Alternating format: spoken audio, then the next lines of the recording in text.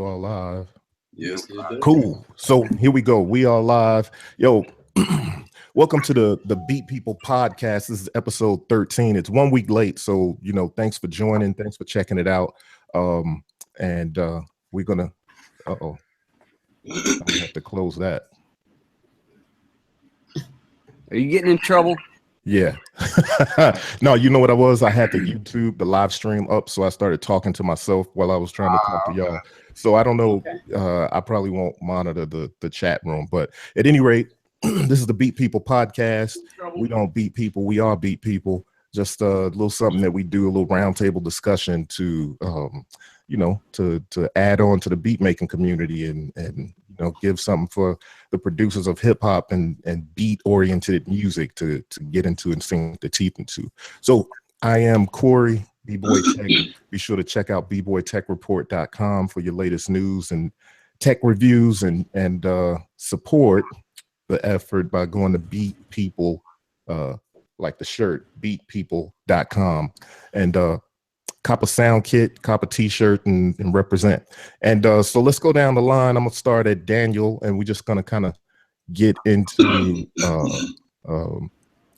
this show. What up, Daniel? How you doing, man? Hey, I'm good, man. Hi, everybody. If you don't know me, I'm Daniel Steele. I am a sound designer for MSX Audio, and I'm a producer, drummer, nerd. Word. That is kind of just what I am, and I'm just here to make everybody's life better and just to make people laugh and give them good music. So and you do, bro. That's good, because every now and then I run across that damn video. What is it? Where you were in the records? You were in the music store. How much that rolling though? How much the monitors though? It ain't Ralph though. You know what it is, man. At the end of the day, man, it's all about, like, I feel like if you don't laugh, like, then there's no reason to doing stuff, because like everybody's too serious, man. Like, everything. So I just like to enjoy life and enjoy my family. So that's what's up. So hey, Kenneth, what's going on, Kenneth? That would be me. So I'm Flux of fluxwithit.com and youtube.com/flux302. Beatmaker, synthesizer fanatic, I guess, sound designer, all that good stuff. Anyway, you're just a general fanatic. Yeah, crazy guy. So I'm just happy to be on, and hopefully I can keep my coughing down. I got a chest cold, so yeah, hope you get better soon, man. You may need to look, there's this whiskey called Cold Cock. No, only whiskey that you need is Balcones. Oh well, yeah, that's the whiskey for synthesizer and beat fanatics. Oh, nice. That's true, and they're actually cool cats too. Yeah, real cool people, and they go around supporting the synthesizer scene and beat making scene, and those cats are dope. So, and the whiskey, amazing. Like their blue corn is crazy, and their baby blue tastes like toffee. They awesome. Got real slick names, ain't it? Oh man, I'm telling you. So let me keep going down the line. Shiro, what's going on, man? Welcome to the show. This is Shiro's debut with the show. Yes. Thank you for having me. My name's Shiro Fujioka. People know me in the modular synth community as Voltage Controller. I'm a sound designer and a beat maker, and just overall frequency nerd and nut. Word. I'm glad to have you on. We're gonna talk about your stuff you've been doing lately, and just joining the conversation. But I'm glad to have you on, man. Yeah, appreciate it. We've been building a little while on social media and at NAMM and stuff, so this is cool. Yeah, dope. And next in line we got Stony. Hey, I'm good. Thanks for having me. I'm a producer. Technology expert. Trainer to the stars, I would say. I guess. People know me for making beats and talking about technology and sharing information. You can follow me on Instagram, Stony's Music, STONIS Music, one word. And thanks for having me. And I'm learning modular, the modular world also. So I'm teaching and I'm a student at the same time. So well, that's what it's all about, though, right? That's what's cool about what we do. Is what I found is, I started B-Boy Tech Report because, firstly, I just like nerding out on stuff, but I didn't quite see that mixture of hip hop music and gear the way I wanted to quite see it. And every time I saw some gear that I thought I was interested in, it only ever had techno music. So hey, I grew up in Chicago, so techno music is all right. There ain't no problem with it, but it's like diversity. What this stuff will do for hip hop, right? Beat making. So at any rate, that's why I started doing it. But what I learned is, while I think I'm showing people stuff, I often learn a lot, you know. So that's what it's all about, that giving and that sharing. So that's what's up.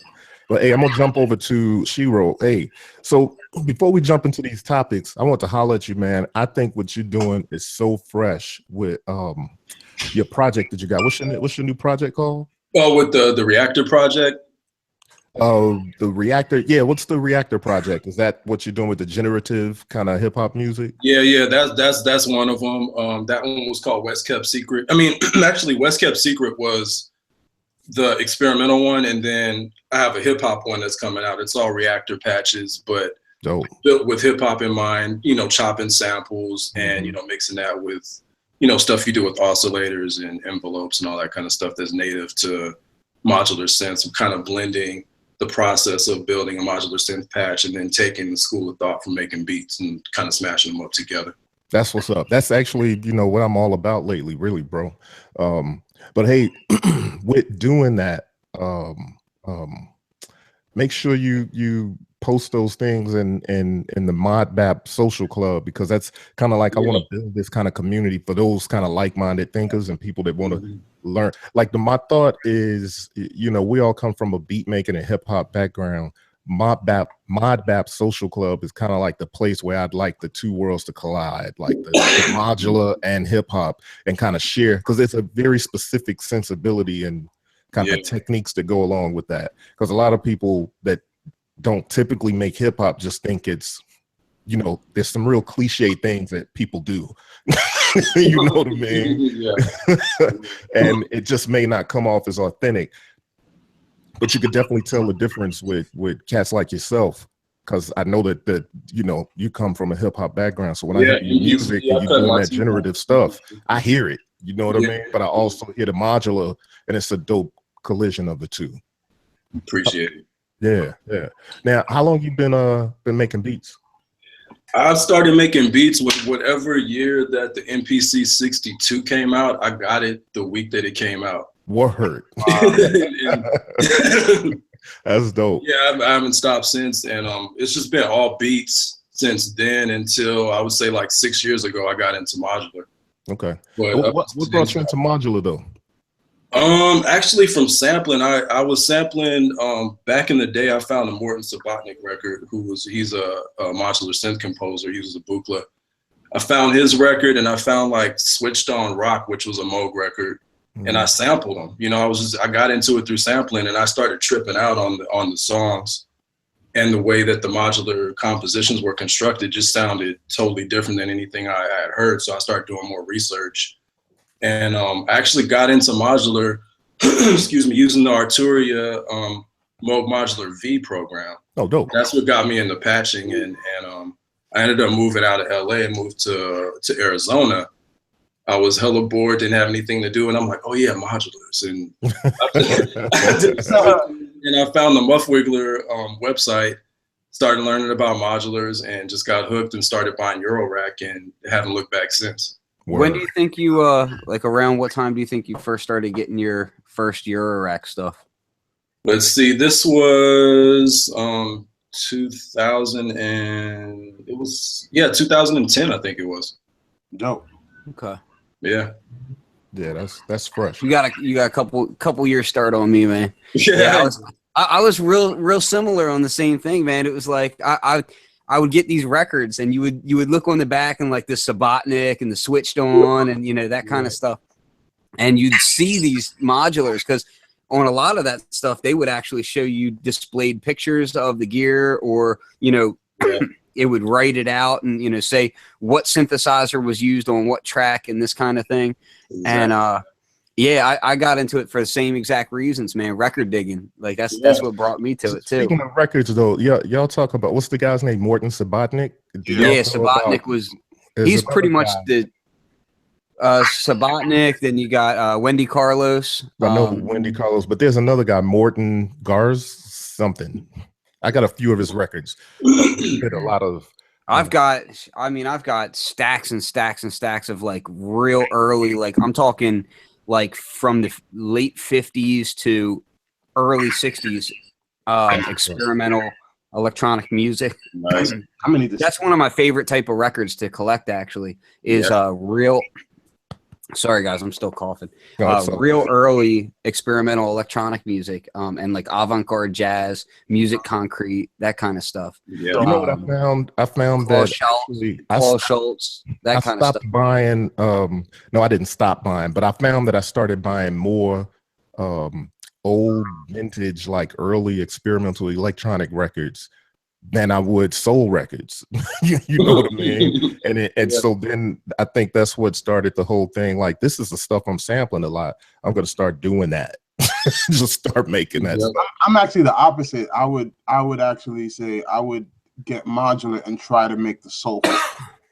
That's dope too, though. Because all I heard was cats blipping and blopping all the place. And I'm just like, I'm like, yo, nah, this joke, I will make this modular sound warm and musical. That's my. I think we kind of talked about this before, but I feel like that is like, you can't blame modular for blip and blop type sounds any more than you can blame an MPC for dudes doing the same 16th hi-hats and same sample chop sounds. You know what I mean? To me, it's like, you either sound like yourself by being a good artist, or you let the gear dictate how you sound, and that's just not a good artist. Like, yeah, definitely. So that was my whole thing with modular. I was like, well, I'm gonna get it and I'm gonna make it sound like me rather than me trying to do what everybody else is doing. Yeah. That's kind of the way I look at it, though. I think it's kind of, anything has to be like that, though. And you know, that was the weird thing with me getting into modular this year, like finding my space with it. You know what I'm saying? Like finding a way to integrate it into what I do instead of letting it bend me to it. Now, if I'm really deep into the modular a lot, it's probably because I'm trying to learn another module or figure out some techniques, get inspired with some new. But once I kind of latch on to something, it's like, let's sample, chop, or sync it up. You know what I mean? And all of that kind of stuff. But yo, Shiro, so that's one project. Is that the Reactor Blocks project? Is that going to be coming out, or is this something? Yeah, that's the Reactor Blocks project. It's going to be a proper project to come out. That will be out, I think, the second week of December. Oh, dope. Yeah, I'll be done with that. Nice. Is that the one that comes on the pill-shaped USB? No, actually, yeah, that's the current project I have out, which is, it's all modular synth compositions, and that one's an audio-visual project, which we were talking about earlier, talking about blending visuals and music. That's what that project is. It's like the visual interpretations of the frequencies. Some of the visuals are actually audio reactive, so some of the frequencies actually make the visuals do different things depending on what it's connected to. Wow. Dope. That's actually pretty fresh. Hey, do you have any of those pills that you could show? Because I think that's so dope. I'll be right back. Yeah. So y'all check this out. He has his project on a USB stick, but the USB stick is you got the link? A pill. You get the link to that? Let's screen share that if we can. Yeah, let me see if I can find them online. Over here. Let's see. I'm on his Tumblr right now. Yeah, and he's on Instagram a lot too. Yeah, that's where I spend most of the time, is on Instagram and on Facebook. Yes, I don't know if you can see this. Those of you that are in California or a green state, this may look familiar to you. Yes. I'm in Portland, bro. I know. Oh yeah, I was actually gonna move out there like this time last year. Let's see. So this is what's inside, is a USB. It's a pill. Oh wow. That's dope. Little pill, and that's the USB drive. And on that, there is a 9-song album and 3 videos. Let me show this picture because I think it's dope. Yeah, thanks, appreciate it. See, nice. Y'all see that? And that's dope. Dope. Yeah, so I was scrolling through one day and I saw this and I was like, what is he on now? It's on drugs. Gets a little bit of fame and then all the pills go to his head. So I thought this was real dope because I'm like, look at that. It's such a dope concept. And, you know, it's all modular. It's got the visual side and it's on a pill-shaped USB stick. So yeah, that's real dope. But then hold tight though. But you got modular socks and t-shirts and everything too. Right? Yes. What? That's dope. I'm trying to get me some on Instagram, how do you spell it again? Because it's like abbreviated or something on there, right? What, my IG? It's VOLTAGECTRLR. Yeah. Yes. Okay. I just want to give that out so everybody knows how to get to it on Instagram too, because we're pretty much all on Instagram, so you guys can find us all pretty easily on there. But it's just a dope, easy way to kind of share snippets of what you're doing. So you know. Yeah, that's what's up. Actually, you know what? I was happy when Instagram went to longer videos. 1 minute longer beat videos up. It was what, 15 seconds before that? That was, it was 15 I made seconds. it work though. I found out the right tempo to loop. Oh yeah. Yeah, man. That's what's up. Well, most of D Steele's videos are basically him like making out with his dog. So All right. he treats his dog better than he treats his wife. Let's be honest. No. You love that dog. Well, the thing is that he's my studio dog. He's here with me in the studio all day. So like, I just end up like talking to him, and he knows what's a good beat and a bad beat. Cause like, I'll be working on something, and then I know it's a good beat when he comes to my desk. Just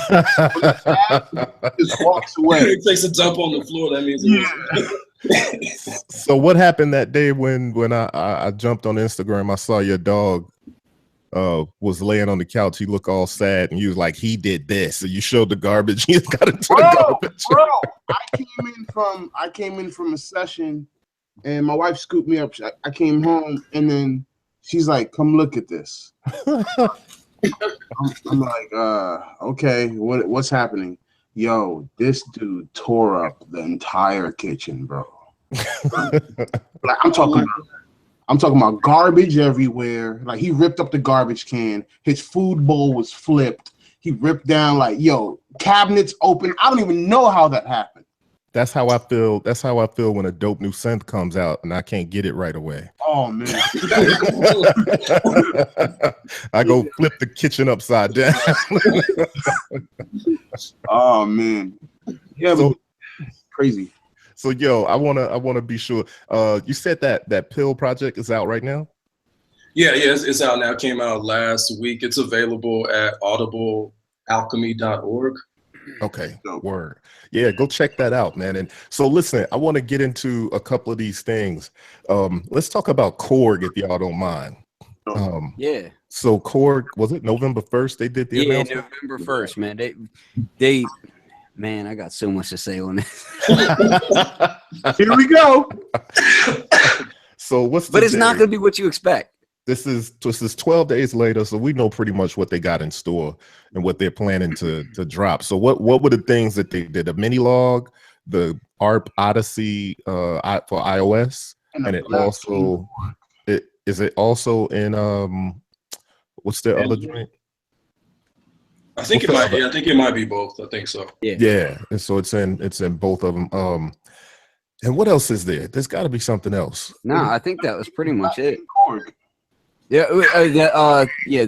So it was the Black King Korg. Yeah, the Black King Korg. The I Odyssey or Odyssey I or whatever, Odyssey, and then the Monologue. Where do you see this again? Through the future, astral projections. Hey, go to bboytechreport.com. On the first page, you'll see some new Korg stuff. That's the stuff there.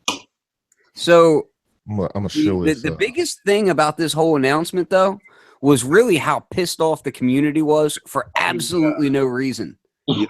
Like, so many people were screaming, oh, they hyped this up and all it was this. And I'm like, yo, they released one picture and then one video, and that was That's right. They didn't hype it up. You did. It wasn't a subterfuge. Like seriously, everybody lost their mind because they saw the cream colors that look like a Poly 6. So everybody, you know, started talking, oh, it's a Poly 6, including myself. Like, and I had inside information. And I still was hopeful that it was a Poly 6, but I'm not mad at Korg. I mean, to me, it's like, look, we talked to them at NAMM, and they mentioned at NAMM that they were definitely going to be using the voice cards of the Monologue to make a bigger synth down the road. They said that at NAMM. They weren't hiding it, and it makes obvious sense because of the R&D that goes into something like the Monologue, which I personally really like. So I was kind of still halfway expecting to see a larger version with more voices, but timing wise, it wouldn't it wouldn't make sense. You know, timing wise, if they're going to do it, they would probably announce it closer to NAMM like they did the Monologue. So it, you know, and a Poly 6 wouldn't necessarily make sense now because then that would eat into that profit. So why do that at that point? You know, and then I figured this was probably an easy shot for them, right? I mean, look at it. It's a slim down. It's not exactly the same. They changed some circuitry. The filter is better or different, and then they added a drive circuit and stuff. I'm actually really excited about this. Yeah. I need one of them joints. Well, they $299. I mean, you know, they changed the filter to a 2-pole filter and address some of the bass roll-off issues of the resonance that happens on the Monologue filter, which, you know, to me, that was one of the biggest fall downs of the Monologue, was the bass roll-off. But the fact that I can power it from AA batteries or AAA batteries, whatever it is, that's huge for me because I love battery-powered gear. Like, I have my studio set up, but like I like to just grab stuff and go, to the point that I had a Monologue and I had wired up a bunch of like 9 volts in series and made my own battery pack specifically for it. So the fact that it's battery powered that's so erector set of it. It didn't last very long. I mean, it killed no doubt quick. But the fact that they did that, you know, is, to me, for the price point of $299. There's nothing to be angry about that synthesizer. It's right there with like the what is it? The micro brute, you know, base station. I had to stop myself several times already from pre-ordering it. You know what I mean? Why stop yourself? I mean, because I want to talk to Korg. I feel like, hey, Korg, you know. It's too close to NAMM. I think I need to just be over there talking to them. My contact at Korg no longer works there. She works somewhere else. So I still see her name in my inbox, but it's for like stuff and like that. I need whoever took your place at Korg. You know?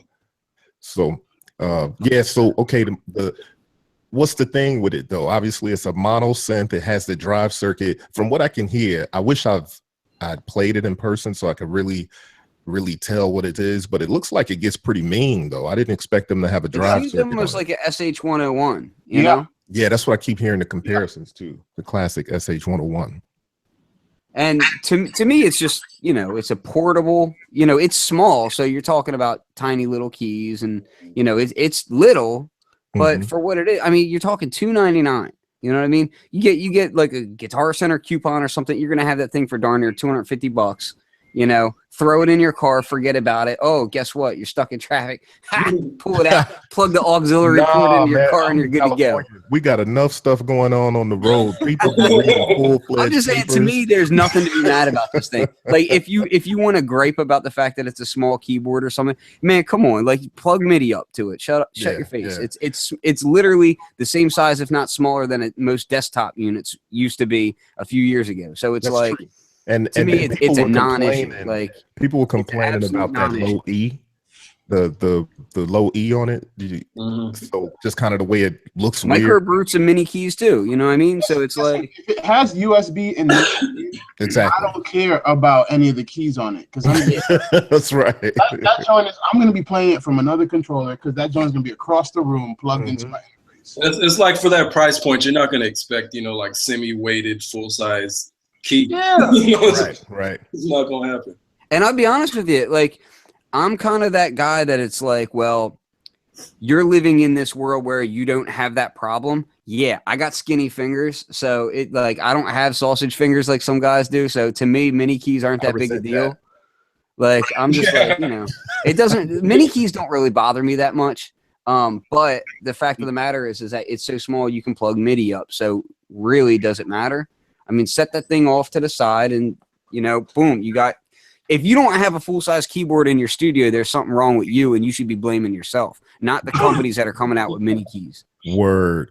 I'll say, yo, as long as we can stay in this space where they're releasing new synths, new analog synths like they're doing right now, it's something beautiful about that. Think about what we got right now. So the last episode 12, part 1 and 2, because we got kicked off midway, but part 1 and 2 basically was the Drum Brute special. We had Glenn Darcy on, and so you think about that. The Drum Brute is dope. It can be polarizing, obviously. Some people was like, yeah, I dig it. Some people was like, nope, don't dig it. But that's anything, right?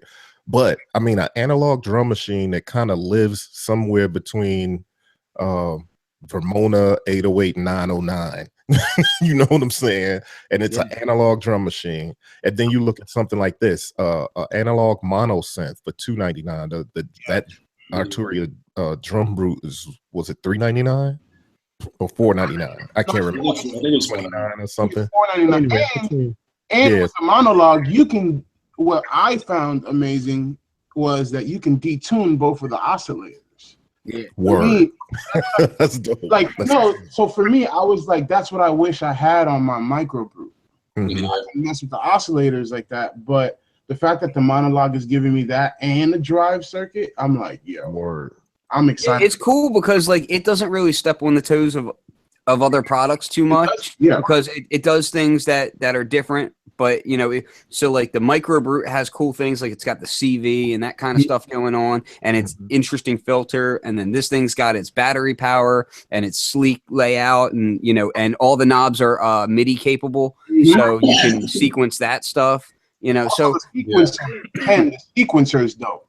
I think to me, it's a little bit closer to the Bass Station 2 than even the Micro Brute, you know, which is cool. Like it's a cool median in between these things.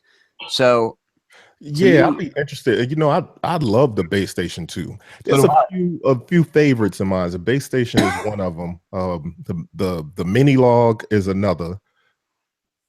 I mean, you just can't go wrong with those joints. But I think it was smart of them to kind of put that you know, a Monologue there to kind of take that space. You know what I'm saying? Corey, let me ask you a question then.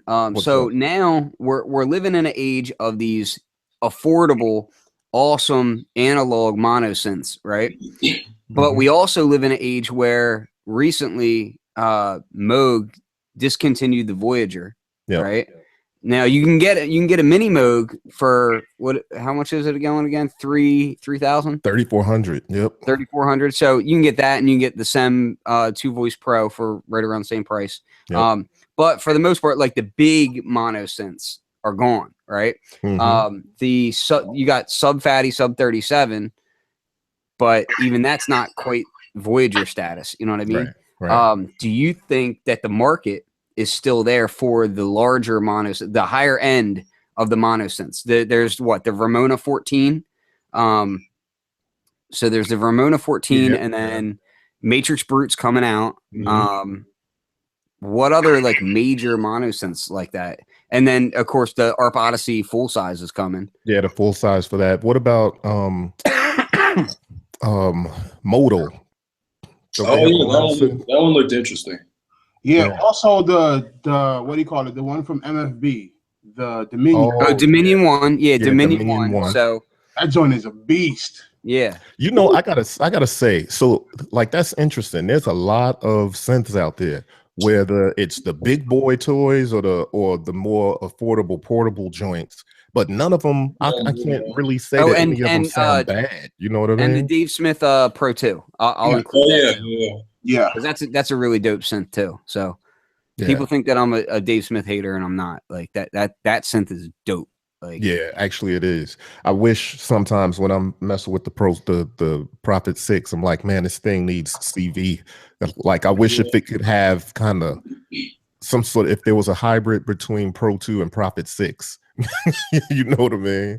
That would be real dope. That's a good idea. What you saying though, Ken? Like, which would I prefer, or do I think like one's gonna be the juggernaut versus the other? I don't know, man. I'll tell you this: I'm eagerly anticipating a couple things. One of them is, I'm having a Did they brain thing, discontinue but the XL Matrix also? Brute. Excuse me. The Did Matrix Moog? Brute is something. Yeah, the Matrix. Yeah, they discontinued the Voyager joint. Yeah, but the XL is done too, right? With the so. patch bay built in. I think so. I don't know. I think it's all of the Voyager, but you know, I thought they had discontinued this a couple years ago, and it turns out that it was just one version of it. Well, that's what I was wondering. Like, I know that the Voyager line itself, like the actual Voyager, which is like the electric blue, the stage and all that stuff, that's done. But I wasn't sure whether or not they stopped the actual XL. But the XL is what, $5,000? Yeah. I mean, see, so that's when you think about that kind of stuff. Here's what I have to be careful of when I get sent something to review. Because I have the Prophet 6 and because I have a Voyager, I tend to want to say things like, well, this is the base station 2.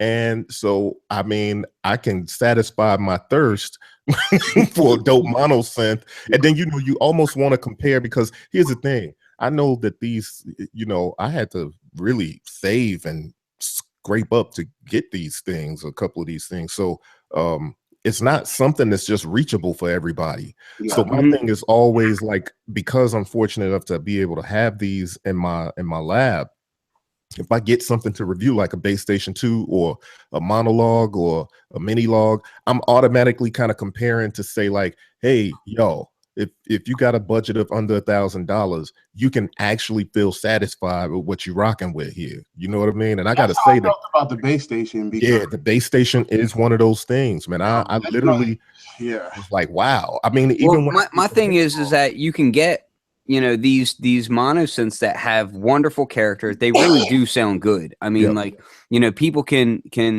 nitpick and say different things, but realistically speaking, base station 2 sounds fantastic. Mini Brute sounds fantastic. They all have their own character. They all, you know, and they're all under $1,000. So it's like, that's crazy to me.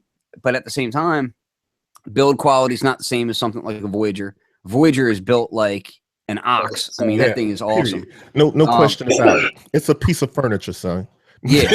And there's something to be said for, if you're doing projects where you're spending a lot of time on a synth, there is a lot to be said for how that synth feels underhand and how it inspires you as you're using it. You know what I mean? So to me, the Voyager, that's just fantastic. You know, the knob size of like Moog synthesizers being so big and chunky, like there's stuff, and the spacious layout of the panel.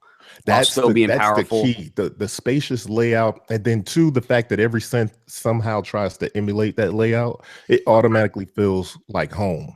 Like, whereas you know, on the hand stuff, the ergonomic, it's very ergonomic, and you know, just feel, and it's pretty simple too. That's the other thing. Like, for it to be such a behemoth of a synth and one of the most desired, it's not a complicated synth.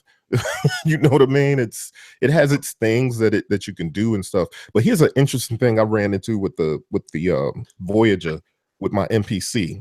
I can't have my MPC timing on, and which I don't do that all the time. But you know, I tend to mix and match, right? So you know, I'll have whatever time signature, whatever, you know, swing settings and stuff, and some stuff I don't have any of that stuff on. But I noticed that when I'm programming and sequencing with the Voyager and the MPC, I can't have any time signatures and stuff on it. I just have to play it like it does some weird things, and I've never been able to figure out why it does this. But it's just like if you're playing in a DAW, it's a mono synth, so then you'll find the MIDI, if you're not playing the MIDI right on point, or if the timing is being corrected somehow, then the notes are cutting each other off because you know, they start to run into each other. So you know, I just got to turn that off and don't let it correct anything and just play it the way it needs to be. Yeah, I live with the quantize off, bro. Yeah, yeah. So the thing is, I kind of, like I said, I do half and half, and it depends on what I'm doing. Usually, you know, well, it just depends on what I'm doing. But definitely, I found out that the quantize is not my friend with the Voyager and the MPC combo. And nothing else is like that. I've never seen anything else be like that. I've had the Slim Fatty. I mean, I lived with the Slim Fatty in the 5000 for a few years there. Didn't really have that thing, and it could be the resolution of the MIDI. I don't know. Who knows? But yeah, I definitely could say that the Bass Station 2 was one of those that I was like, whoa, this could really do the mono synth thing. Like, you know, spare the fact that it feels cheesy. Yeah. I was actually really surprised by that thing because when it first came out, I was really upset at the fact that like no CV. So I was like, oh man, like I really wanted it to have that. Yeah. But then when I actually did lay hands on it, I was like, man, this thing has so many features for so little, and it does sound good, man. It's cool. Like, yeah, and if you're smart, you know, you can take a USB like phone battery pack and you can power it from that, you know, so you can make it portable. And like to me, that thing is really dope. Like, but and it's not just that though. It's like, you know, that the Mini Brew, all those things that are lower price. Consent, like if they were in a bigger package, whatever, and it was a different time, people would have been throwing, you know, $1,000+ at those types of synths, you know. And now the fact that so there's compromises. Yeah, you got shorter key beds, you got mini keys, that kind of stuff going on. But realistically speaking, if you're in a bedroom producer setup, you want to save as much space as possible. Yep. And two, you save as much space because you just ain't got the space. Yeah, and two, even if you're in a larger space, I mean, one, a lot of the guys are cutting the key beds off of them and turning them into desktop modules anyway. That's right. Yep. And then, you know, realistically, it's like, dude, you can set that off to the side and control it from MIDI. So it's really not a big deal, the key bed size. Yeah, it's a nice luxury, but would you pay an extra $250 for that luxury? Nope. And that space is now taken up? The reality of it, one thing that I've learned just from observing is that most people that complain make whack music. Yeah. Word up. No, seriously, because I sit back and I look at who's complaining, and then I secretly go to their page and listen to their music. And I'm like, bro, you're complaining about mini keys, but there's like no bass in your music. Like, that's right. Like get out of here with that. Like, and I think that's one thing that people have just gotten. They compare themselves to like people that have like really expensive gear, and they consider like the new stuff that's not that expensive as inferior. When I'm like, man, it's all about your ears. Yeah. Like if you can make it sound a really, really dope way, dude. Like you're flashing that up. I know dudes making beats with iPad stuff. Yes. Like this is the homie, my friend Orlando. His name is Bus Crates. Oh yeah. Period. He's using the iPad stuff and it's banging, bro. Yeah. Honestly, like, I've seen him do stuff. I'm like, this dude is from a different era. You know what I mean? Yeah, you're right. I got a lot of friends that do that, man. And honestly, like I use my iPad all the time. Like I love the Core Gadget. Oh yeah, Gadget is so much fun. Like so that's it. That's what I was gonna say. Core Gadget. This is actually available. The Odyssei or whatever they're saying. Exactly.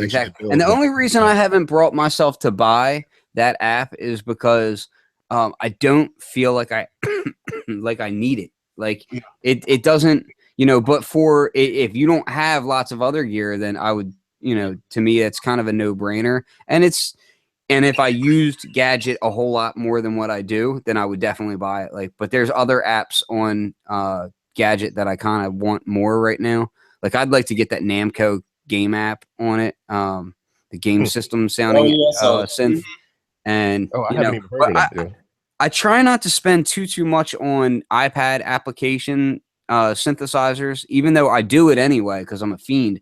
But I try not to, just because realistically, like I use that stuff on the go, but I don't use it so much when I'm actually, you know, in my bigger setup, because it's just more fun putting my hands on all this stuff, you know. Well, you know what? The thing about iOS apps, and I'm going to put this back on the screen here. The thing about iOS apps for me is that when they first started coming out, like I was all over it. You know, I had my Alesis IO dock, and I had the you know, the iPad that fits right in there, so that gives me the audio and the MIDI and all of that kind of stuff. That was kind of fly too. Yeah, it was kind of dope. But then, you know, the more of them that come out, it's like there's so many of them that come out, and it's tough for me to keep up. And then dope hardware stuff started coming out. So it reminds me of one of the things that Dave Smith said when I interviewed him. I'll tweet the link out to the interview a little bit later. But when I interviewed him, I asked him if he was ever thinking about doing any iOS apps, because that was around the time when Moog dropped the iOS app, their first couple iOS apps. Yeah. He was like, nah, I did the software synth thing before, and I feel like there's just something about it now that they're $10, $5, that they're kind of throwaways. You use them, and then, you know, in a couple days or a week or a month or so down the line, you're kind of like, oh, I'm over it, and I just want to consume more sense. He's like, when you get some hardware or something that you can really latch onto and really put your hands onto, it tends to be a little more, it lives with you for a while. So I totally agree with that sentiment too. Yeah. You know, I do, but I feel that same way about just VSTs in general and iPad apps. It's different for each individual person. Like, I know some people that if they get an iOS app, like, and they have nice gear and everything, but if they get a nice iOS app, they will eat that thing up and live with it and eat, sleep, and breathe it, and that's their thing, and that's fine. Like, you know, but you know, I've come to a place where I really personally enjoy tactile response of my instruments, and you know, being able to feel some sort of give and take with what I'm doing, and a flat glass screen doesn't really do that for me. Yeah. But what I do really enjoy is using iOS apps for effects. Like, I use it as a really great effects rack with really nice hands-on control. So granular samplers, reverbs, you know, delays, that kind of stuff are so great inside of iOS. So I'll use it like that and just set up a separate audio interface and use it as like its own standalone entity and send audio in and out of it that way. I'll be right back, though. Nice. Oh, it's all good. So that's actually pretty dope to use it as like a audio processor. I mean, because there's a lot of stuff out there. There's so many things out there. I use mine as a sampler, yo, because like there's this app called Patterning that I use all the time. It's a drum machine that basically you can modulate all the parameters, pitch, panning, all that stuff. And all I do is I'll load up a bunch of samples that I have, and I'll start running it through. I run my iPad through pedals, through analog. So for me, I'm using my iPad as a piece of hardware that can kind of do anything. It could be a synth or a drum machine, or it could be, you know, that's the beauty of this. This could be that's exactly what's dope about it. This could be anything you want it to be, and that is what I think people like. Oh, it's an iOS device. Like, nah, dude, that junk is whatever you want. Yeah. Because as artists, we should define the tools. The tools aren't supposed to define us. Exactly. That's what's up, bro. That's exactly it. I think in so many words, that's kind of what we always are kind of moving people towards. You know what I mean? Like, yo, there's a million tools. They don't tell you what you do. You know, it's like when my brother was teaching me how to drive, and he was standing in front of me, and you know, I started panicking. He was literally showing me how to park, and he was standing in front, you know, doing this thing and that thing, and I started panicking because he was, I don't know, I guess I felt like he was being mean or something, and then he was like, "Stop the damn car! It's a machine. Press the brakes. You control it. It don't control you." Same scenario with all these tools that we make music with. That's what's up. Oh man.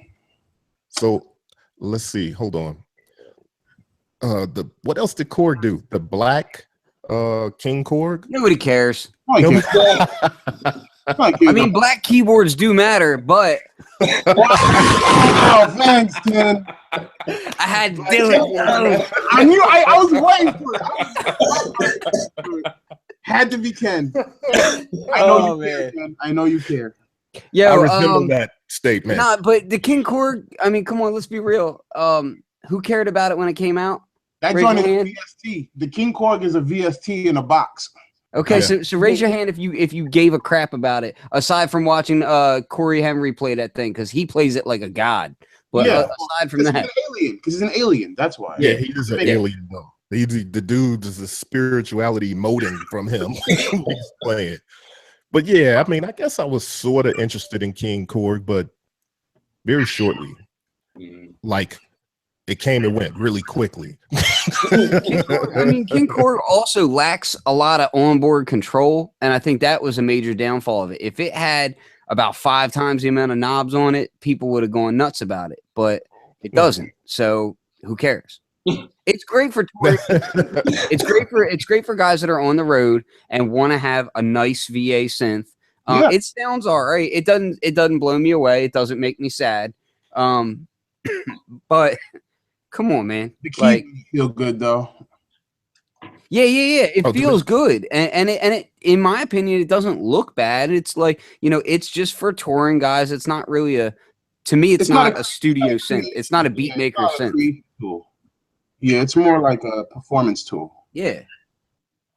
Which, I mean, the fact that they came out with a black version, it's like, okay, so you made it blend in with the rest of your stage. A few years later, right? That's weird.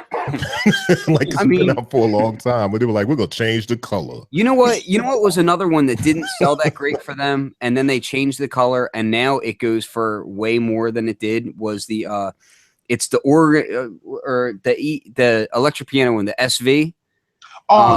Which sounds fantastic, but when it first came out, incredible. When it originally came out, it had like a really like ugly color scheme, and then they re-released it in black, and everybody lost their mind. They were like, "Oh, it sounds so good," and it was the same one that like other people were like, "Oh, it doesn't sound that great, and it's not that cool."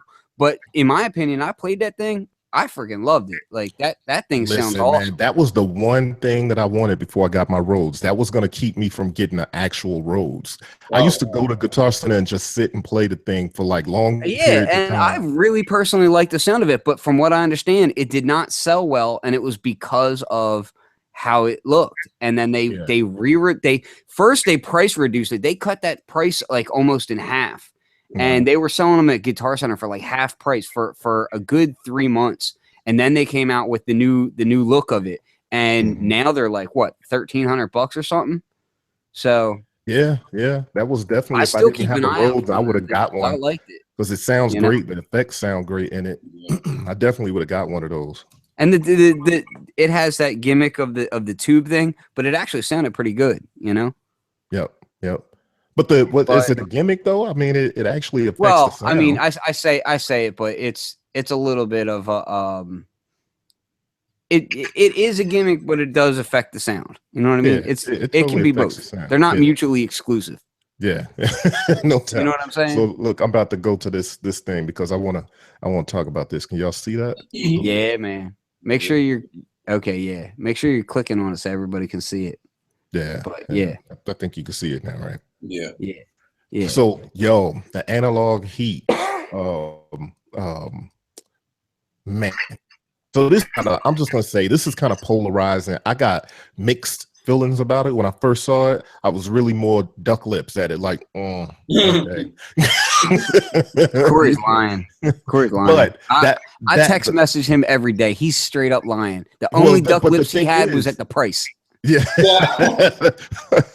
That's kind of true too. Part of me was kind of like duck lips. Well, here's the thing: I have the biscuit, right? I have the OTO biscuit.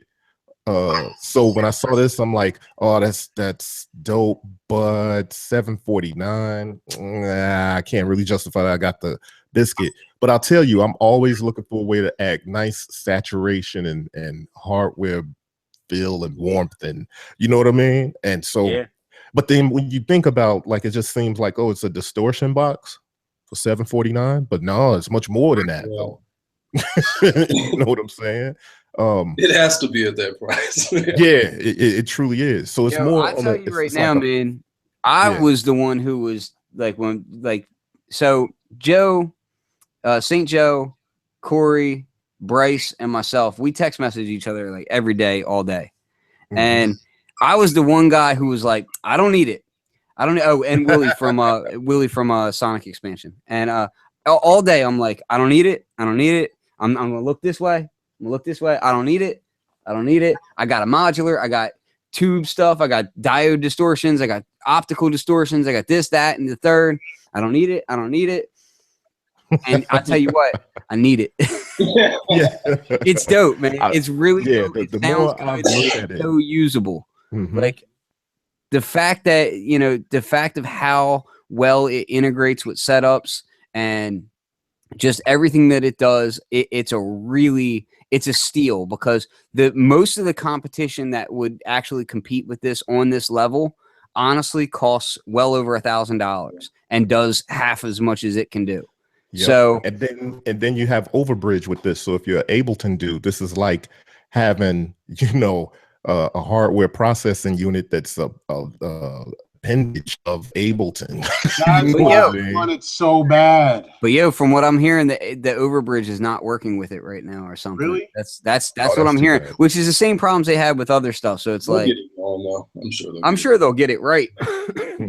But it's kind of like, dude, like, why you guys keep releasing overbridge stuff and having problems with it? Like, get it right. Yeah, probably the best release. thing that they could say is this: hey, this thing is compatible with overbridge, but that part will be coming shortly. If you release it and say it's overbridge ready, and you say it's just like this is another thing in that lineup, then people expect it to be spot on right then. Out the box, yeah.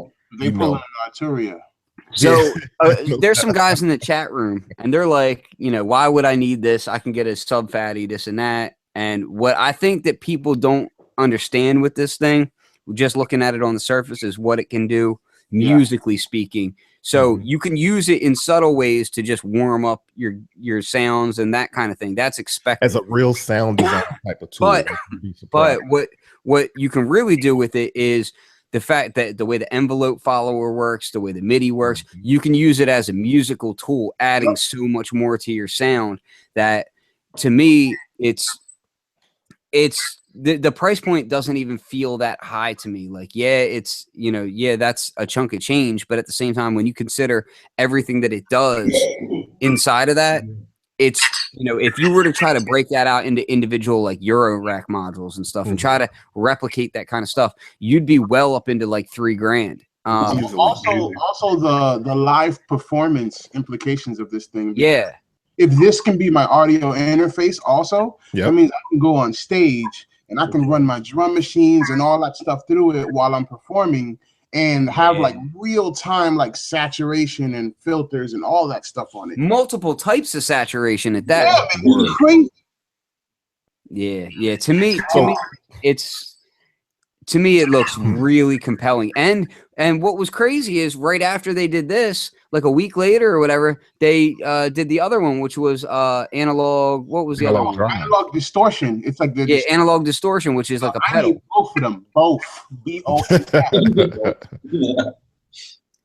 Hold on, I'm gonna throw that. I think they're gonna make a ton of money off of this stuff. I think it was a great idea. Yeah. And also remember that I forgot which unit it is. I think it's either the rhythm or that you have a through, like you have a through on it, so you can have the effects from the actual machine and this, so you can mix the delays and reverbs from the other stuff and send this through, so it could be like a patch point. It's crazy. There's so much stuff you can do. Yeah, I dig it. I think it's a great idea. So I'm not mad at them at all for it. The overbridge stuff that I tried, I had the Electron Rhythm, and I never really gelled with the overbridge. Now I don't know if it's gotten better since then.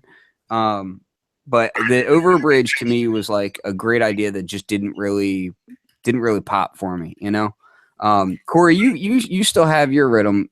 Do you use overbridge? Well, I don't use overbridge because I'm not on Ableton as much, and I keep saying I'm gonna make that whole transition, and I just don't do it as much. But I'll tell you, when I do use Ableton, I don't really use overbridge as much. I even talked to Bryce about it because he's like Ableton man, and I don't think he messes with overbridge much either. I think he didn't have a good experience with it when it first came out, so he's never really went back to it. And that may be some of the same thing with me. Like, another thing is too, if you've gotten used to the interface on the Electron stuff, if you've gotten used to the interface, you know, I don't know if you need it. Well, the thing is, the way that I traditionally use drum machines is I program something and then I'm recording it in. So it's almost like by Overbridge being there, it's kind of like, yeah, it's cool to have it integrated in my DAW, but it's kind of taking away a process of what I go through when it comes to making the music. I can dig that. The tracking kind of aspect. That's true. Yeah, because to me, there's a lot that goes into the tracking of the sound, like because I'm running the rhythm through like pedals, right? And through, I'm even running the rhythm through my SP. Okay, word. Yep. You know, so I'm using all the crazy Cosm effects in there on my rhythm, and it's like, you know, that's kind of, I need that in my life. So yeah, weren't you talking about too? You were thinking too, if you end up getting the drum brute, you were going to use, you would think about pairing it with. So for me, the drum brute is what I want to pair with this Electron analog heat. That's a nice combo. Yeah. Because I just want to make stuff that will make people's teeth fall out. You know what I'm saying? Like I just want them to get hit with like noise and bass distortion. And I think this machine, that and running drum breaks to it. Yeah, that's what I do with a lot of my stuff. Like a lot of the sound packs that I do, a lot of it is me running my samples through my modular. And that's kind of part of the reason why I made my modular how it is. Because I wanted to have like basically an effects box for running my samples through, you know?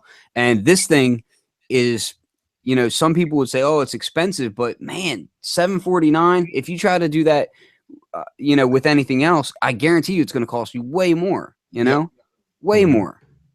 And also the control that you have over everything, because it's not just the individual units. The fact that they made everything work together in this one device, the envelope follower, the filters, all that stuff working in conjunction, like without having to patch it. Yeah.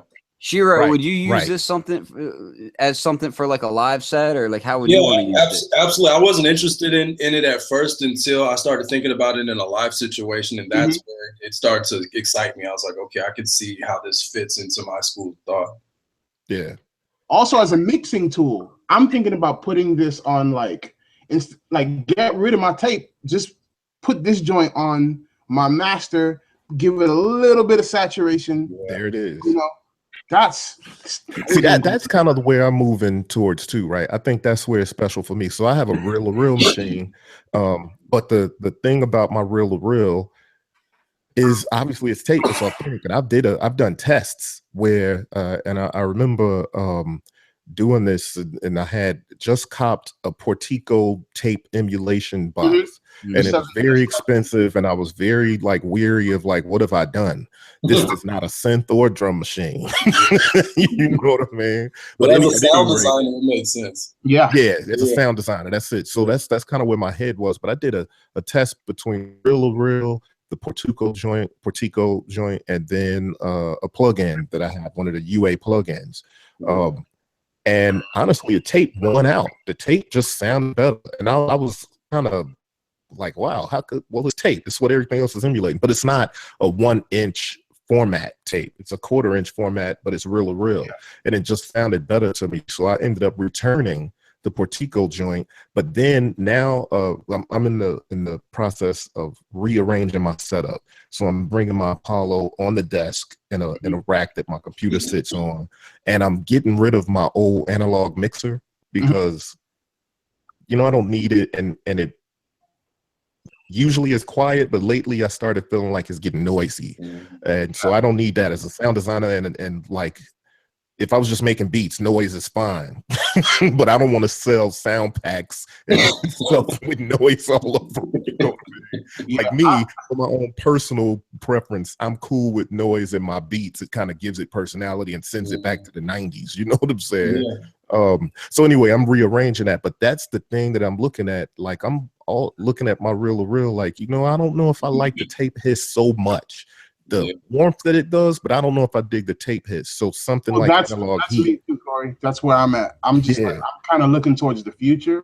Right. Like, I want a little bit of nostalgia, but I want futuristic features. Have you guys used the character module? So because that has a lot of similar stuff, and that's kind of why I was like, well, I don't necessarily need it because I can do that, and you can get tape emulation, all these different distortions there. Plus, I got like tube distortions in my modular and different things like that. But I just recently reviewed the Elysia character rack unit. Yeah, that was a good video, man. And that thing sounds fantastic. It's built fantastic. It's like I think $1,000 or $1,200, somewhere around there. It is not a cheap, saturation box, but that came out before this thing, and I'm seeing this thing, and I'm like, yo, it does pretty much what that does, plus way more. Word. So to me, will I get it right away? Probably not. It's a dynamite sound design tool without a doubt. Yeah, I won't be getting it like anytime soon. But if I ever see one on a deal, I'll be jump on it. I'll be hungry. Guys, like for like honestly, I run a lot of stuff through my synths for distortion. Yeah. And like my micro brute, I run stuff through that all the time. Darn right. Like that's like one of my favorite distortion sounds right now. And I wish Arturia would just give us a box that just has brute filters. Yeah. Well, they have a new box coming out that's got 2 separate filters and 4 or 5 different drive stages on it. What? It's called the Matrix Brute. Oh yeah. I was gonna say, I think you might be. What are you talking about? Yo, I'm trying to get that Matrix. You bought a Matrix Brute for distortion. You wilder. You are just living in a state of. No, honestly, man, I mess with that thing at KnobCon, and I'll tell you what, as a similar type of box, it does a lot of cool stuff because it's got so many different types of distortion on it. Like it's got 1, 2, 3, 4, 5. Yeah, it's got like 5 different types of distortion that you can get out of it at least. And then you can modulate everything on it. So it's like, See, that's future thinking though. And I feel like I might be one of those dudes that a lot of people get mad at me because I'm like, man, bump vintage synths. I'm looking for the future. No, seriously, because I meet so many people that they're just like, oh, we gotta have vintage synths, and I'm like, bro, it's about to be 2017. Enough with that vintage synth stuff. Let's like create new things. Like I love vintage synths as much as the next guy, but I'll never turn my nose up at a synth that sounds good or has great features. But like, when was the last time that we've seen a company be like, yo, let's make something new? Yeah, it's like, what's going to be the vintage synth of this era? There's not going to be one. It's going to be double vintage because the vintage are being reissued, so there ain't going to be no vintage of this era, right? So like, what synths do you guys think are new, like new thinking kind of stuff? I think that they haven't come out yet, but they've been announced. I think, and I've played with both of them, so I definitely think that DeepMind 12 is one of those, even though it's loosely based on Juno. It's not the Juno. You know what I'm saying? I know that it's not. And I think that the Matrix Brute is another one. That's gonna be a classic vintage synth. It lives in its own space. Period. Point blank. I do kind of think that the Analog 4 might have some of that nostalgia. As years go on. You know what I mean? But that's a real new synth. That's something new. Definitely. Yeah.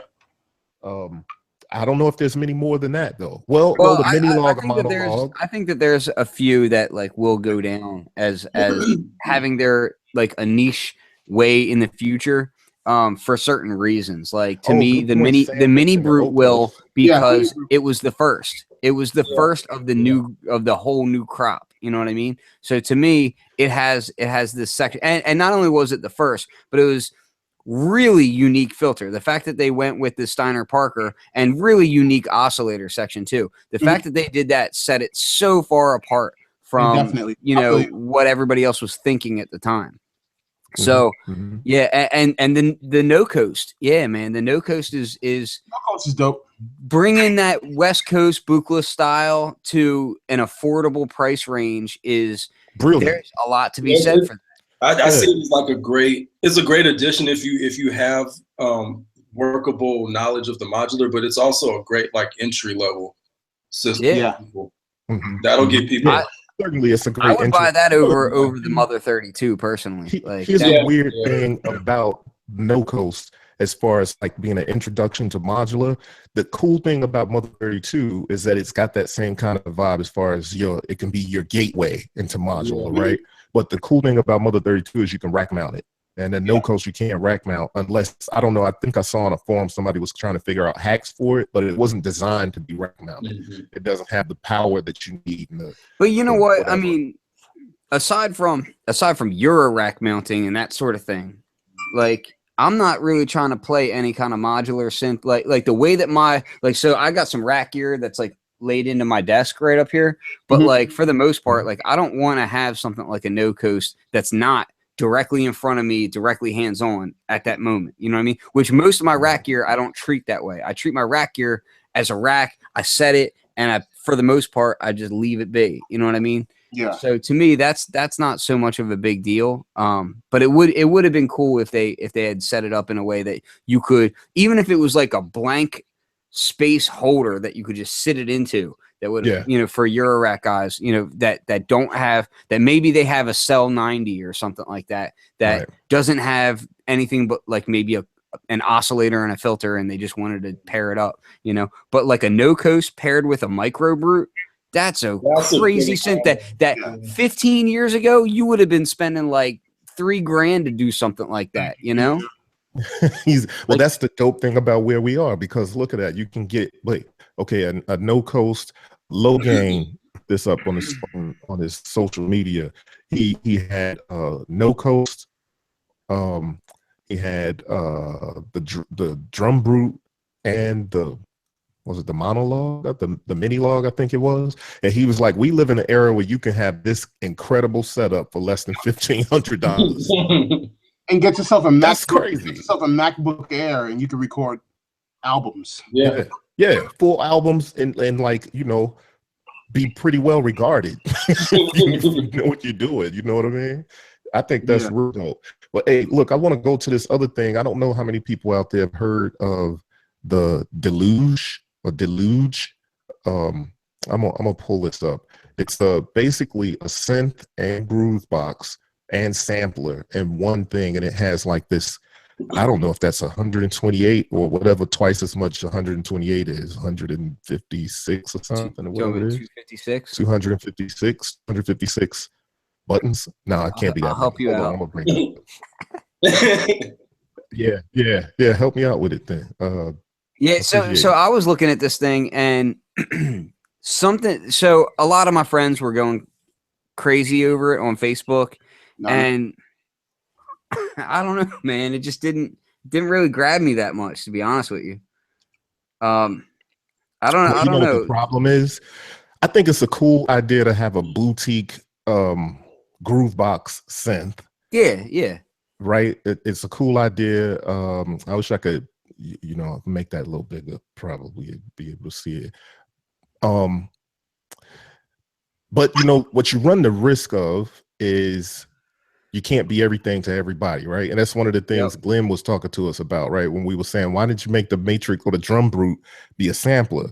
And he was kind of like, there's that thing where you want to do everything, but then you do everything not quite as good as each one can be. And I don't know that to be the case with this thing, because obviously I haven't put my hands on it.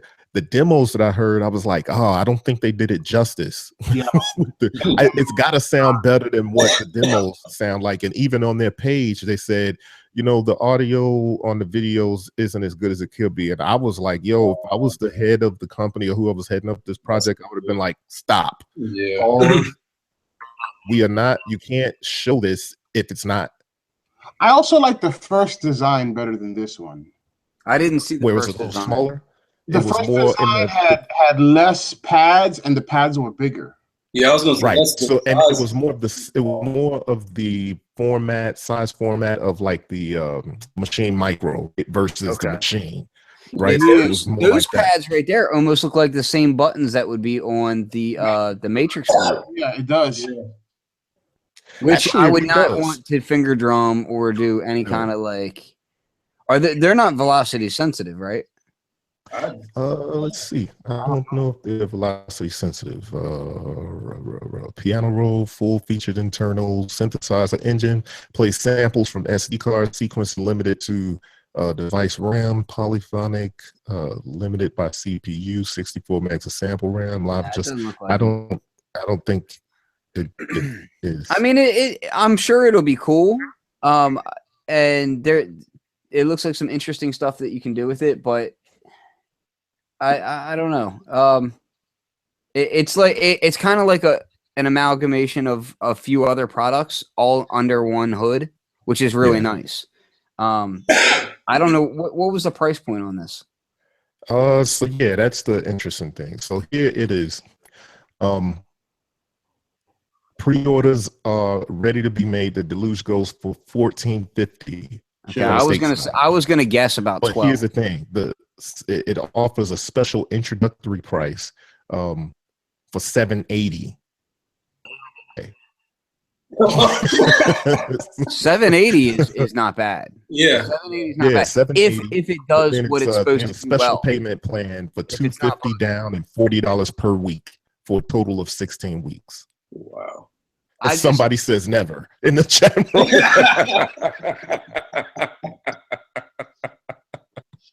Like the fact that it has an internal speaker on it, like stuff like that to me is kind of ridiculous. I'm like yes, it could be fun, but when you're a boutique company trying to do this kind of stuff, to me, those sorts of frivolous parts on there are just like needlessly adding money and complexity to the build. It's like adding a D-beam.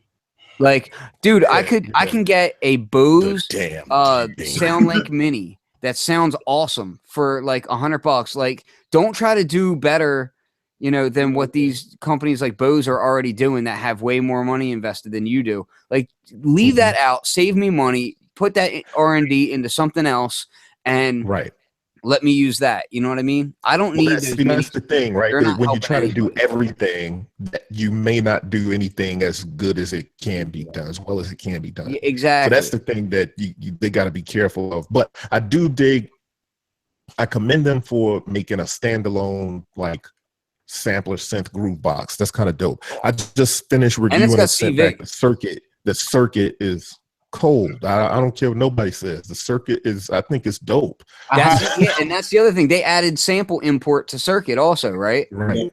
I had it and I sold it. I had it and I sold it. Did you really? Did you have it before version 1.3? Because that's when you could do sample I had it flip. before, and then I had it through the version of having it sample import, and then what really bothered me about it was the clocking. Really?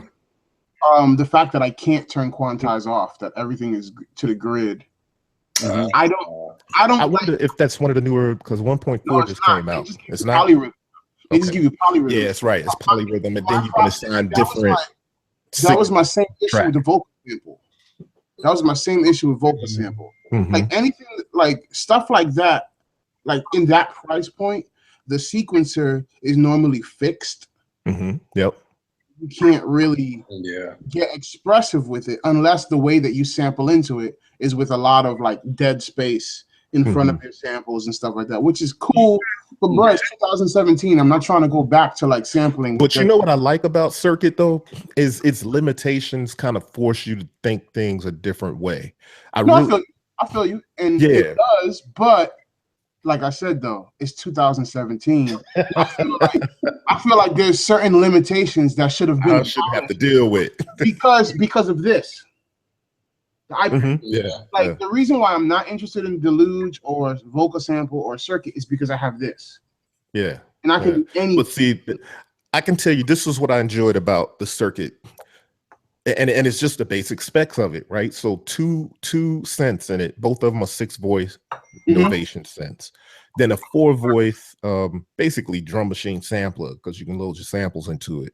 Now they got the sample flip where it's basically like P-locks, right? So you can change the sample. It's not a matter of you have a 4-voice drum machine so that you only have 4 samples or drum sounds that you could put in there. Now that you got this whole sample flip thing, you can take 2 or steps that you put something on, and you could change the sample just for those steps. So it's like P-locks in the electron world.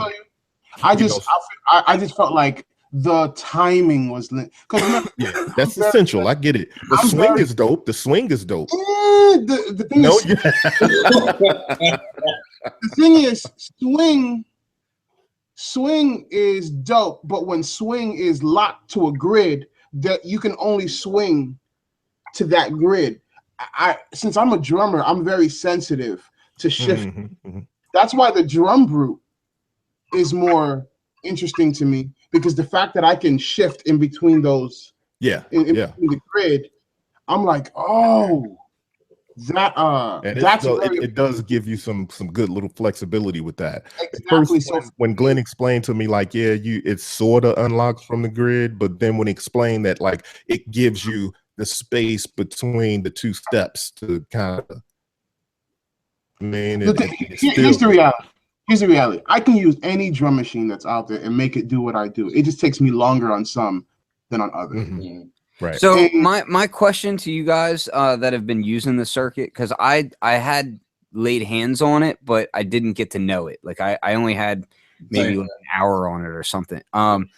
The thing that gets me is everybody knows I love scribble strips.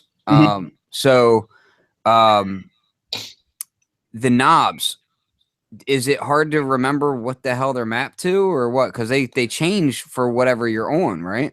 It's not too hard to remember. I mean, I think it's just like anything else. The more you use it, the more you get used to it. I can't say I gave too much of a care about, what they will map to. It's kind of like a half memory for me, right? So it's like once I see which knobs do something that I often use, I remember those. You know what I'm saying? Like the tuning and like, some other different things. I remember where those are, and it's just a little bit of something you have to get used to, so that when you go to the drum really hate thing, that. you know what they are. I really hate not knowing what something is. You know what I mean? Like if I'm using like the disting or something, and I switch modes, and then I'm like, oh, what the hell does this knob do? That kind of stuff. It's little things like that make me not want to use certain gear. I'll tell you what, the sound of the circuit was dope though. The sound quality of it, certainly, really, really dope. And I feel like, man, the only thing is that if they would just unlock that sequencer, then it would be totally dope for me. Yeah, but I could agree with that. I could agree that would be a dope thing to be able to have happen on it. So you just need like nudging or what? Like what you need quantized off so that you can do live input, but I need, like, if I can. My favorite kind of drum machines are the ones that have both. That have quantized, but then you can turn it off so that I can get that swing. But you can't get everything you want for $300. You know what I'm saying? So yeah, that's what's up. It's definitely a good buy for what it is. And then what I really dug is that kind of like the cloud storage type of thing of the circuit components. So you connect it to your computer, you go to the website and you log into the circuit thing, and that's where you can back up all of your sessions and all that kind of stuff.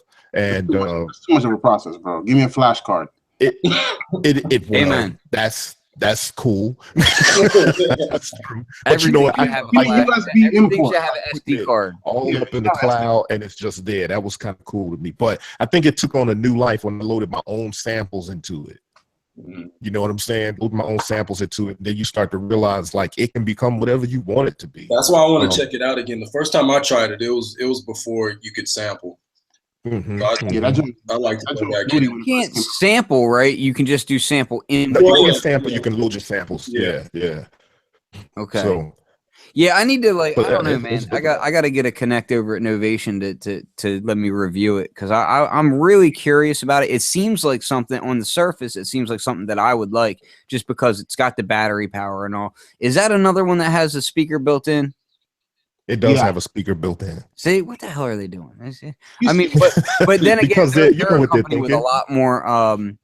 a lot more backing behind them to be able to do that sort of thing and it not be a big issue for the product. Whereas something that's more boutique like Deluge, like to me, it's like these much smaller companies, you know, their time is much more valuable to them. You know what I mean? I like my SP better. Yeah. I've always wanted an SP because you know the effects on that thing. I don't really care about the rest of the stuff. There's an effects processor. The SP seems real dope. Yeah, I like my SP. I chop samples. I process a bunch of stuff through there. I used to have a 303 and I had the Newmark PT01 and the Vestax Handy Tracks. Oh, like dope. I would take those with me when I would go record digging, and I would just like make like little beats on the fly, like while I'd be like, "Yeah, this record's right." Okay. Samples, huh? You just over there in the record store sampling. Oh yeah. Stuff, right. Oh yeah. I was dirty. I was dirty. If I was the owner, I'd be like, "Bruh, you can't be doing that. Trust me, you man. gotta buy Trust them me. records." I kept them in business. They were good with it. Dope. So, hey, you know, another thing I wanted to talk about, man, is it's not like it's new gear or anything, but listen, Ken and I went to NobCon and I met a lot of new friends, synth nerds and stuff. And the more I get into modular, the more it seems that it's almost like, you know, you get your modular card when you get into modular, and you know, there's certain things you just gotta have. I don't know, math sprays, right? Yeah, you know what I'm saying? Certain things you just gotta have. Now I'm almost feeling like that, like, you know, to be taken seriously as a live performer with the stuff, you gotta have an octatrack. You know, and I don't know octatrack. I wish Bryce was on because he had an octatrack. Shiro, you got an octatrack? I don't have one, but I've used them a few times, and that's definitely the next Electron box that I would purchase for live situations, because I do want to do some stuff with the modular, and kind of like doing like live looping with the octatrack seems perfect. Word. Yeah. Now see are there any modular samplers yet? There's a few. Yeah, there's a few. So you could start with the earlier one would have been if you want to go back, you could talk about the well, Make Noise had the Phonogene, which is it's both a sampler and kind of like a tape, a tape delay. I had one of those. It's pretty pricey. It's around like $500, $600. And then Harvest Man had what was the one that Harvest Man had? Time Safari. Yeah, Time Safari. Yeah. So these are both like pretty lo-fi. I don't think either one of them really let you can't store samples. Like you could save the one sample that you're working on, power off and power on, and it'll still be there. But other than that, you can't store samples. You can't put an SD card in it, nothing like that. Yeah. But now this like from like now till like through next year, I think you're going to see a whole lot of samplers coming out. Yeah, so I got some opinions on sampling with the modular thing, right? So Rossum, Dave Rossum's got his sampler coming. Dave Rossum, and then you have 4MS has their sampler. And there's oh shoot, what's that other one? There's another one that the computer, the ER301, I think. Oh yeah, I just saw that on Synthtopia. They just posted something about that. There's a lot of samplers that are coming out, like from now through next year. Like you're gonna see. It's almost gonna look like the market's getting flooded with them. But they all work in totally different ways. And you know, as far as sampling inside of Eurorack is concerned, like I'm not thinking of it the same way that I think about like Machine or MPC or whatever. Neither am I. It's a totally different thing. I really enjoyed the Phonogene, but I got rid of it on the level of I wanted to have more saving control and that kind of stuff. Like if they were to come out with a new one that had a little bit faster processor so it could sound a little bit better, and you could store multiple samples in it and recall them, and maybe just do a little bit more like that. Oh, I'd buy it again in a heartbeat. Like that would be amazing. Yeah, if I can have something with an SD card that I could just trigger, like for instance, I'm thinking of a dope sampler with Maleko's Varigate 8 Plus. Oh, Yeah. word. Yeah. Oh, You know what I'm listen, saying? Like, don't even mention the Varigate 8 Plus. I Bro, think I'm that's saying- one of the illest I'm gonna things to go come see- out this year. I'm gonna go see Ben Davis tonight. Mhm. Oh, tell Ben I said hi, man. Yeah, Yeah, tell him I said Tell him I what said up. hi and tell him to send me a Varigate. Mhm. Bro, dude, that joint is like 5 something. I'm just like, I'm here like skipping lunch so that I can just Yeah, I talked with Ben a lot while he was actually creating that thing. And Ben, Yeah. shout out to Ben. Ben's a real cool guy. He's a good dude. Yeah. Yep. Yeah, and he's been on the show with us a few times. And I'll tell you what, man, the stuff that he's doing with that, and they have a new one called the Voltage Block. yeah. Yeah, I just saw that. All that He stuff. told me that's man, kinda like they're their doing answer some really to fun P-Lock. stuff with it, man. Well, the reason why I like The way he described the voltage block, he says that's kind of like our answer to P-Locks on Electron for Eurorack, Yeah. though. So what's cool about the Varigate, that when I saw that, I was like, finally a drum machine that I can use. To me, I'm thinking about it like a drum machine because I'm just like, I've always been looking for something that I can make dope beats on modular with. Because I'm tired of patching Ableton through this and then sending it to modular. I'm tired of that. I want something in my rack that I could just make dope beats with. And I saw that and I'm like, yo, that done is bananas. Yeah, I think it's dope. Oh, so that brings up though, have y'all given any thought or checked out the Pittsburgh modular drum sequencer joint? No, I haven't. I don't know Did you exactly get what yours it's yet? called. Because I know you're getting it for a review, right? Yeah, I'm supposed to be getting it soon enough for review. I can't wait to check it out, but it seems pretty dope, man. I mean, they put a lot of cool stuff in it. I mean, lately I've been kind of nerding out too with Pittsburgh modular game system. And so there's some stuff in there that's in their drum sequencer. And I think the joint is fresh. I can't wait to really check it out. But it's definitely not like it's dope for what it is, and it'll turn any of your sound sources into drums. But it's not like the Varigate 8. The Varigate 8 is a juggernaut. Quite frankly, point blank. You know what I mean? I think after that, I'm not any other like sequences. Yo, I'll be straight with that joint. Yeah, I think that's true, man. I was looking at some other stuff, but the more I look at the Varigate 8 and the stuff that Ben shared with me as he was developing it, and I even thanked him. I said, man, thank you for implementing mutes. Like in the sequence to implement an easy way to do mutes, because that's a huge way of the way I make my music, dropping stuff out, bringing stuff in. That's the live. That's the what makes it live and gives it life. You know what I mean? So yeah, I'm definitely excited about that. So I think we are about an hour and a half in. We're gonna go ahead and start wrapping things up.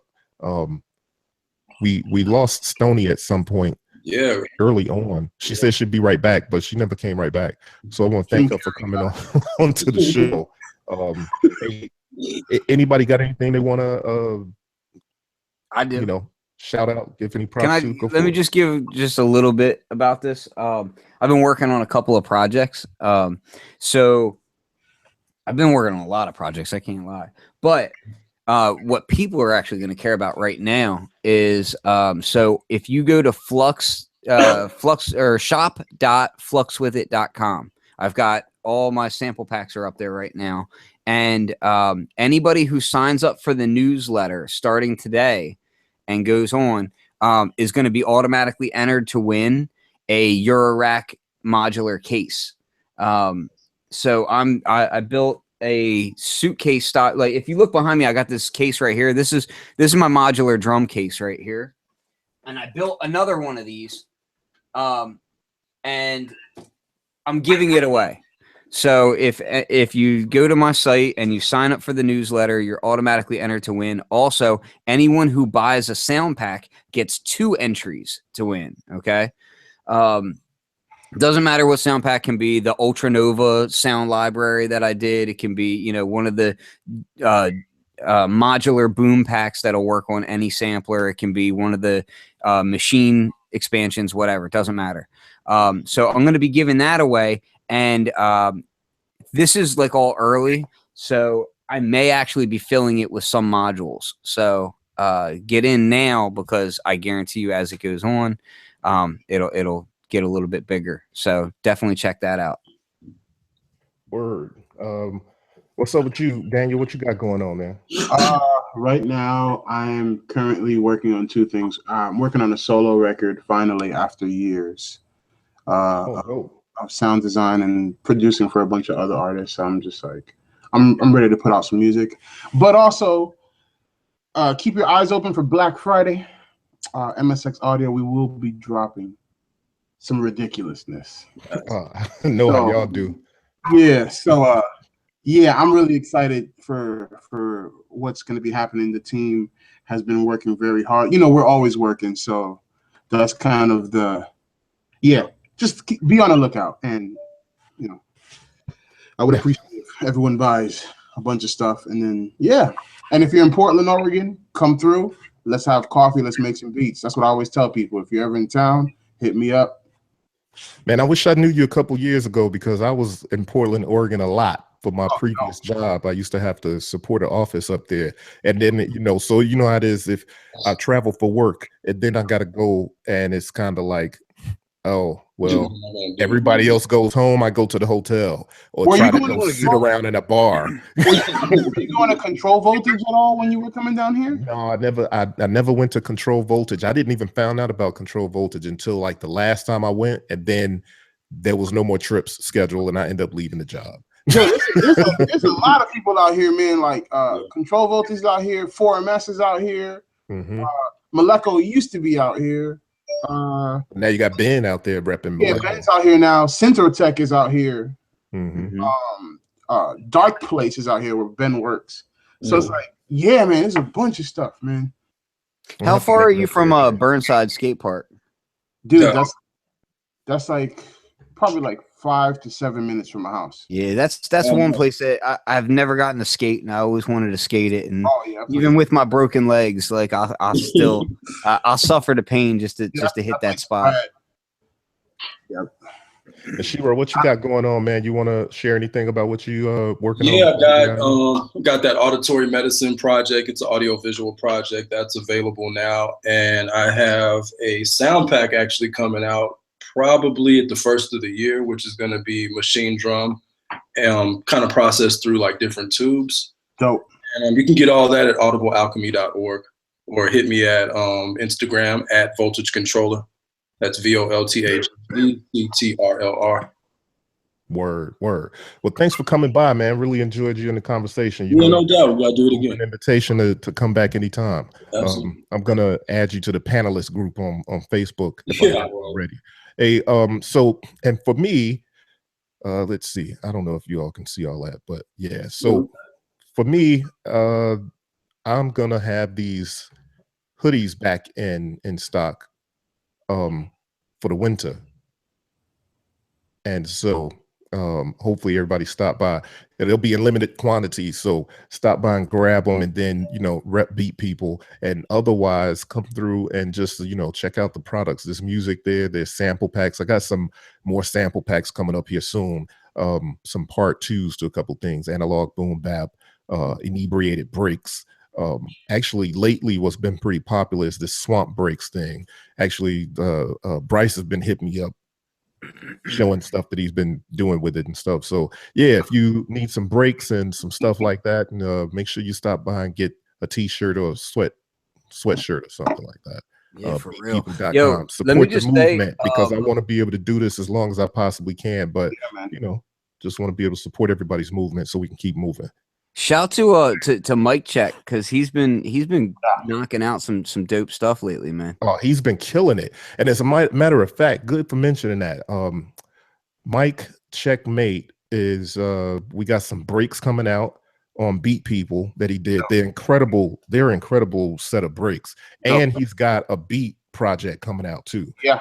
It's just a album project of all beats that, if y'all see him on social media, the beats that he's been making, that's kind of like it's gonna be a project of that stuff. Man, so and yo, shout to MSX Audio for sending his class, because he teaches music at a school, and they sent him out the vinyl and everything, and like Yeah, it's so dope seeing what he's doing, man. What's that? I said we love the kids. Yeah, man. Yeah, MSX is for the babies. Yeah, So Lux is for the adults. The dirty Flux adults. is definitely for the adults, the whiskey drinking a adults. lot of them kids were born because of soulful stems. There we go. You know what? There it is. There it is. As a matter of fact, you know what? I'm gonna have Mike Checkmate come on the show. Yeah, man. And I want him and you, Daniel, to kind of talk about the stuff that the fact that y'all sent the record out there and what he's been doing with the kids and teaching them Ableton. I think it's so dope. I'm actually almost envious. Like, dag, look, if you're a kid that's in his school, you get to have your own little Ableton station. Bruh, Push that 2. is amazing. When I was a kid, we would use our imagination. Yeah, right. I had a music teacher. He was just a pervert with a music knowledge. Some recorders and did you yeah, you know what I mean? He'd be flipping the lights on and off and like, did you all watch the public access channel Aerobics Lady? He was son, a pervert with I want to quit school because of What kind of school you going to, man? Chicago public school. I said Chicago. Chicago public school. That's what's up. And I just want to say, Cubs. That's it, and we're gonna be out. All right, man. All right, y'all. Oh man. Right.